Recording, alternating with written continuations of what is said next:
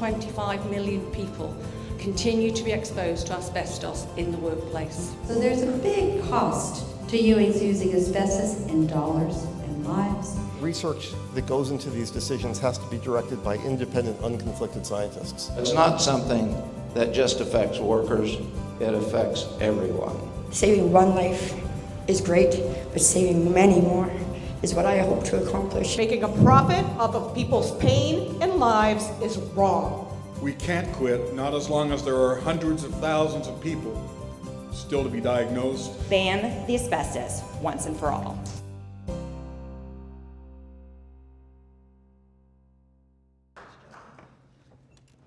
Excellent job, Bev. I'm going to introduce Tim Keane, at-large Vice President of the Insulator Union and the Insulators Health Hazard Fund Administrator from Chicago.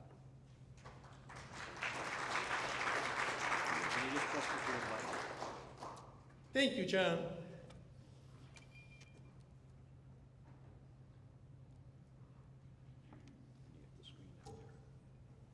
My name is Timothy Keane. I proudly tell people I'm a union pipe cover from Local 17, Chicago. Much of the public think the problem of asbestos exposure is a thing of the past, but that's not true.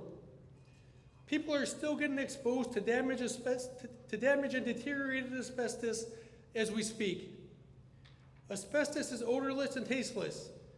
Toxic and dangerous levels of asbestos are invisible to the naked eye. To protect workers and their families, deteriorated or damaged asbestos should be removed. It should be regulated because industry will not remove asbestos by themselves. Asbestos pipe covering and block look just like this from the 1950s to the 1970s. Companies advertised their asbestos products were non-toxic and safe. This photo is from an Owens Corning brochure from the 1950s. It shows an asbestos worker cutting Kalo asbestos block. Look at all the dust on this worker's clothes and all around his work area. The brochure shows an insulator working without a mask or respirator.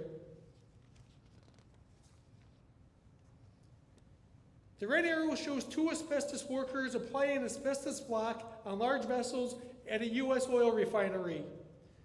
Virtually everything you see in that picture is covered with asbestos.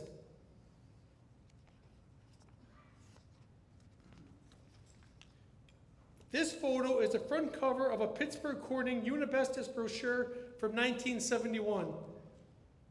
The worker in the picture is not wearing a mask or respirator. The product is portrayed as not being harmful. Unibestos contained a high percentage of amosite asbestos. This photo is from the same 1971 Pittsburgh Corning brochure.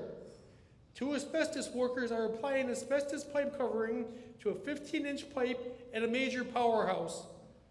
The caption says over 12 miles of this asbestos was used on this high temperature line.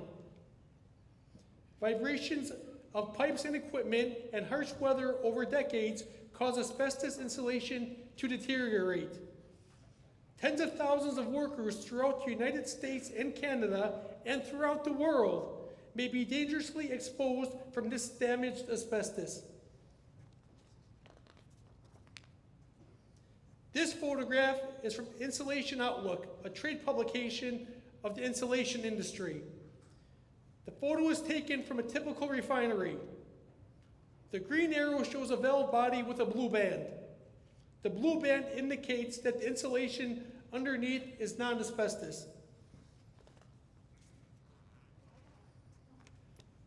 The red arrow on the right, however, shows deteriorated and damaged insulation.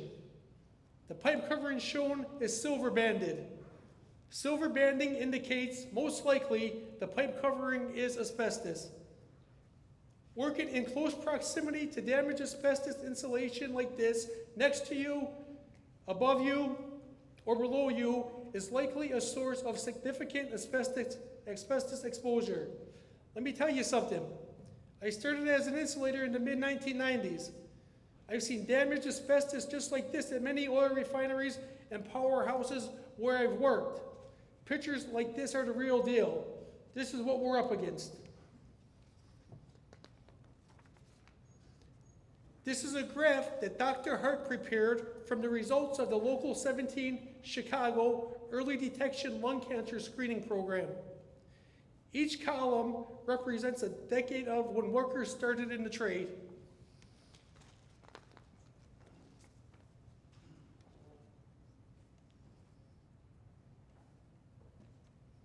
The bar graph on the left represents insulators screened who started work in the 1980s. This is very important to hear this right now. The number of these workers with asbestos disease was alarming. As you can see, 39 out of 83 insulators from this group, a full 47% had confirmed asbestos-related pleural disease. These insulators, who started in the 1980s, never applied asbestos pipe covering or asbestos block. They did, however, work at large industrial job sites where damaged asbestos pipe covering and block could be seen on a daily basis.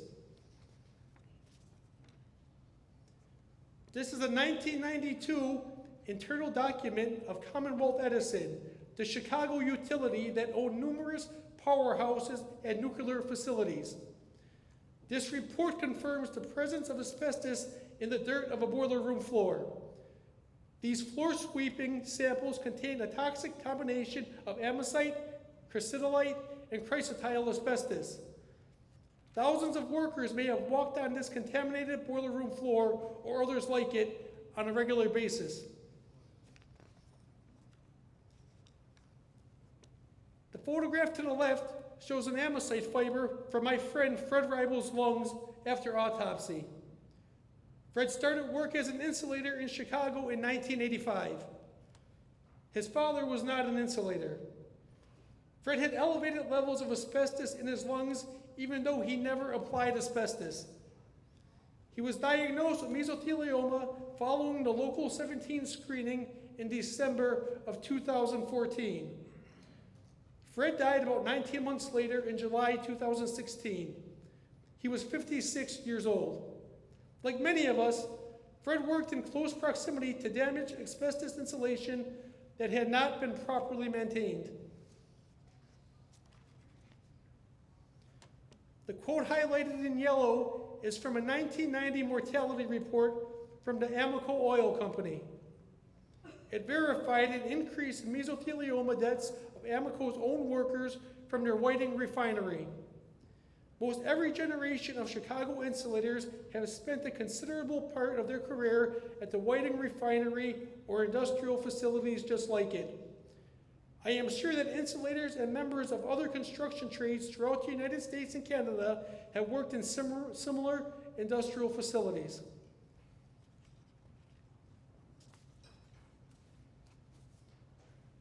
"30 years ago, in 1989, the plant manager of Amoco Chemical Refinery in Joliet, Illinois, outlined a 5-year plan to remove all asbestos insulation. This clearly shows that the removal of all asbestos from any refinery is feasible. This 1989 report states, Amoco has always considered encapsulation as a last resort. It only delays the inevitable. The inevitable is removing asbestos. Why asbestos still exists at this same facility, and many like it throughout the world, is only a question the current facility owners can answer. This is a site map of the Citgo refinery in Lamont, Illinois. Recently, the head certified industrial hygienist for Citgo testified that asbestos remains throughout the refinery. Of all the number of units in this map, only 2 do not contain asbestos. This refinery is the size of a small city. The Citgo refinery is 1,100 acres, the equivalent of over 800 football fields. Virtually every tower, pipe rack, and vessel was covered with asbestos when this refinery was built from 1968 to 1970 by Union Oil Company of California. The asbestos that remains in this refinery today is almost 50 years old. I'd like to show you a short video clip of my good friend and fellow Chicago insulator, Jim Henry. We worked together on many large industrial job sites starting in the 1990s, applying asbestos-free insulation. A few weeks ago, Jim was diagnosed with mesothelioma at the age of 61. My name's Jim Henry. I'm an insulator with Local 17 for 30-odd years now. Okay. How young are you today? I am 62 today. All right. And before you have been diagnosed with mesothelioma, is that right? That is correct. I was diagnosed a month ago. I went to the screening at Northwestern Hospital in October, mid-October. And that was the screening sponsored by Local 17? Right, exactly. Every year. Actually, I've been going to those maybe for the past 5 years. And that's an early detection lung cancer For lung screening. cancer, that is Right, correct. okay. So I was diagnosed with mesothelioma about 4 weeks ago. Right. Uh, You have worked as an insulator in close proximity to damaged asbestos at various powerhouses and refineries and steel facilities that we've talked about? Oh, most definitely. I started in the trade on permit in '74, in April of '74. And back then, just mixing blue mud, that was 100% asbestos. Right. When you replace asbestos with insulation that did not contain asbestos, would you customarily work in close proximity to damaged insulation, damaged asbestos insulation? All the time. Right. All the time. And would that be true throughout your work at various powerhouses and refineries throughout the Chicago area? Sure. Right. Sure, most definitely. It's not uncommon. There are some people that want to deregulate asbestos in place. They're calling it legacy asbestos, like it's something special or good. Right. But I was wondering if you could tell me why you think it's important that asbestos should be removed from major industrial job sites where thousands of men and women work. Right. Well, I think, I really think that if asbestos is around people, especially people working, or just people in general, then it should be taken out, okay? If it's not around people, and it's not there's nobody gonna be around this asbestos, encapsulate it.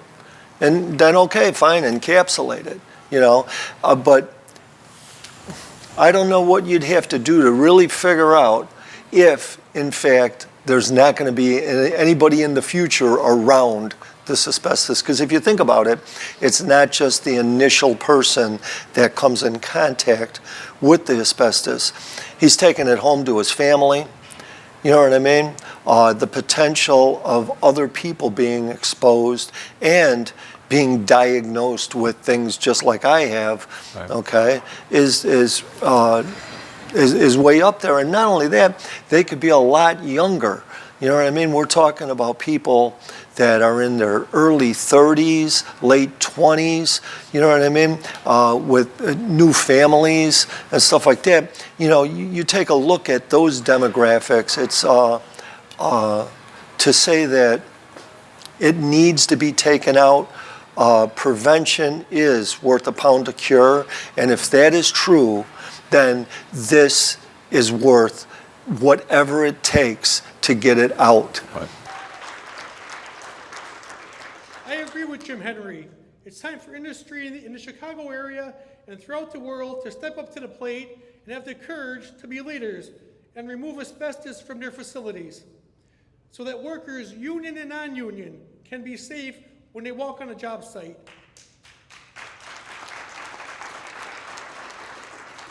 Back stairways, pipe chases, and boiler room floors don't always look like the pristine areas pictured in annual reports. A construction worker is not afraid of dirt and hard work, but dirt laced with asbestos that is undetectable when you walk through it is another thing altogether. I am sure union labor can do this work safely, on time, and under budget if given the green light by industry. It is the right thing to do to protect workers and their families from the continuing ravages of asbestos. Safety on the job site, especially from asbestos, is a fight worth fighting for.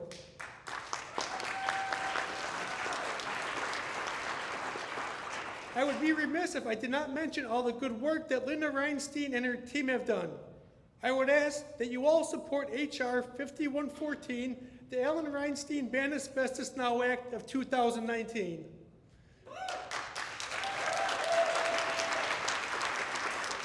We need to regulate and remove legacy asbestos because it is deteriorated and it has outlived its useful life. This legacy asbestos should not expose another generation of my friends or yours. Thank you very much.